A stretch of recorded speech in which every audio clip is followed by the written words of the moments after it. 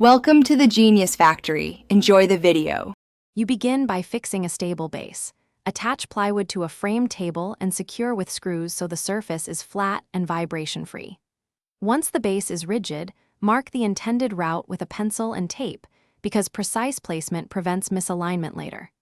Make sure to position power access near the controller and lay out track pieces dry fit first. You'll save time adjusting later. If you followed that, the foundation is ready, and you can proceed to join and wire the rails. Now you join track sections and secure electrical continuity. Connect rails with insulated joiners only where needed, and solder staggered joints for consistent contact.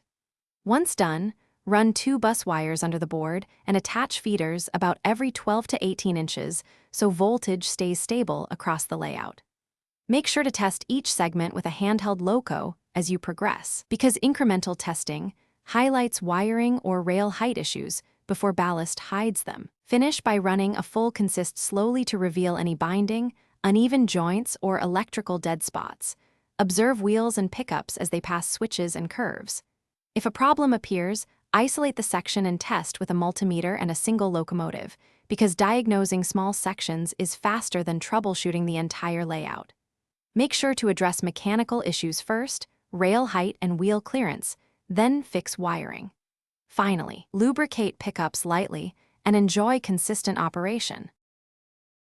Thanks for watching. If you found this helpful, don't forget to like and subscribe.